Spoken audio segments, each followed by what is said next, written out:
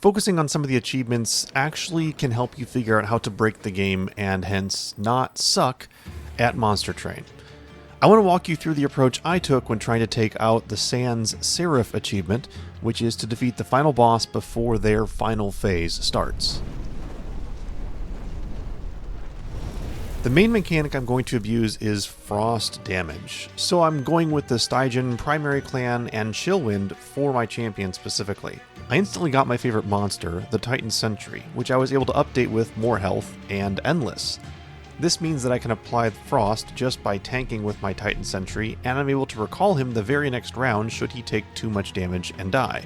Using this, I'm already able to easily take out the first few levels without any incident or upgrades. I was counting on a few high damage dealers who I could give multi-strike to, but the game had a very different path for me. Suddenly I'm presented with a second Titan Sentry who's a great pickup for floors 2 or 3 to keep stacking that frost damage. I get a large stone upgrade for him so he can tank even more damage and do some direct damage as well. Moving to the random event, now my run moves into the meme category. I'm able to create 5 copies of my Endless Titan Sentries. Now I have 6 of them total. I no longer need any more units and can just focus on a key artifact and spell that I need to complete this build. A lot of luck is still needed, but I'm really close to victory at this point.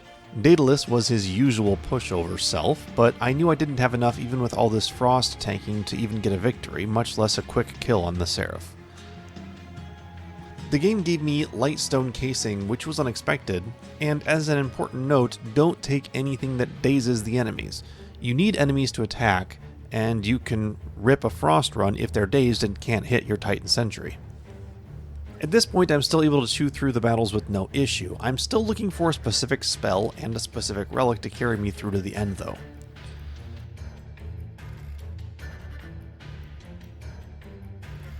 The game is finally nice and presents me with a spell that I'm looking for, Hoarfrost Effigy. This card doubles the frost on an enemy with frost transfer from current enemies on the same floor as well. Still not the artifact I'm looking for at this point, but also not a bad take for a little bit more safety. However, the Merchant of Magic does come through. We have holdover, and I'm able to use 3 total upgrades due to the Lightstone Casing I got earlier and move the cost down from 3 to 1. So now we have a 1-cost holdover card to double frost stacked on the Seraph, but according to math, I know that's not going to be quite enough frost damage unless we're really lucky with how the Seraph lines up and attacks on each floor. There's still a chance, but it's not a guarantee. With only the artifact shop left after this next fight, with my last chance to get the artifact I want, I need to take the trial to have a chance of re-rolling the shop in case it doesn't show up in the first try. Fortunately, the trial is enemies having spikes, which is actually good having Titan Sentries because I don't deal direct damage.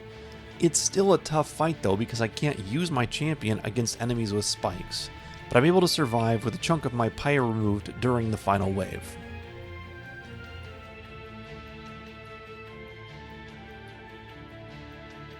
With the final fight looming, it all comes down to if the Merchant of Trinkets is feeling generous. And there it is, Cuddlebeard, a frost build's best friend.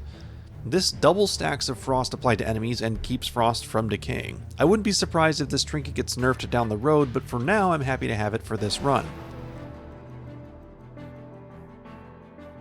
The Seraph the Temperate fight draws an early Demon Fiend, who I don't want to play quite yet, but at least we got our first Titan Sentry and our champ on the first floor and start applying frost attacks to the Seraph.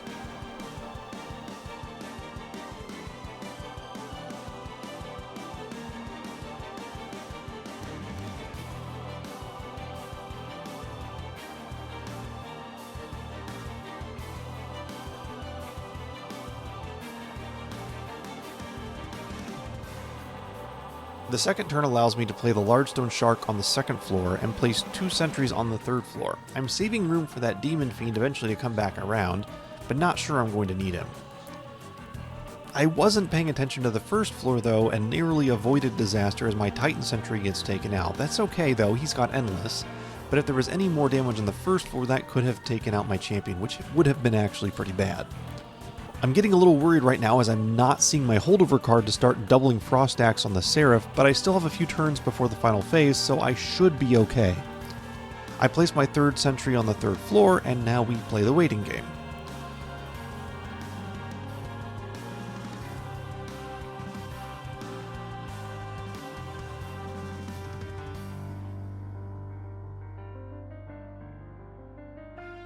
Fortunately, the Seraph drops to the first floor to apply more damage to themselves, but there's no spell card.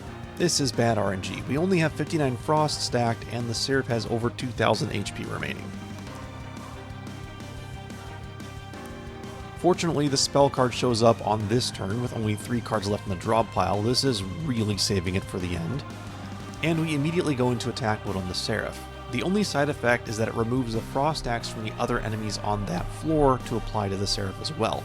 This leaves me open to damage to my Pyre as those enemies ascend, but we should be able to survive long enough to get the Frost Axe that we need.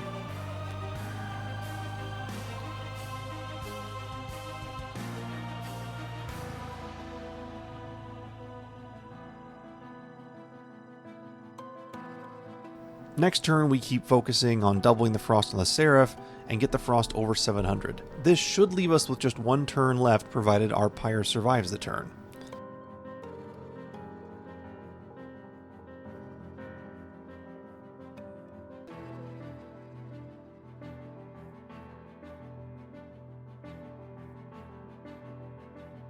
And with over 50 Pyre remaining, this shouldn't be a problem.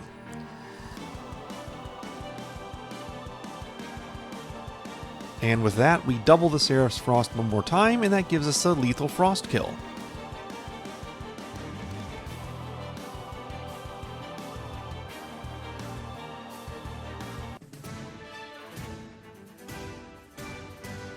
And there's me excited about the achievement. Check me out on Twitch if you want to see me live, by the way. The link is in the description. And that does it for this video. If you haven't checked out Frost builds, they are a lot of fun. I know they're not the only way to get this Sans Seraph achievement, but it's a really fun way to do it. Have you gotten Sans Seraph with a different build? Let me know in the comments what you used. I'd love to hear about it. And be sure to subscribe so that you can see the latest videos when they drop. Thanks again, and take care.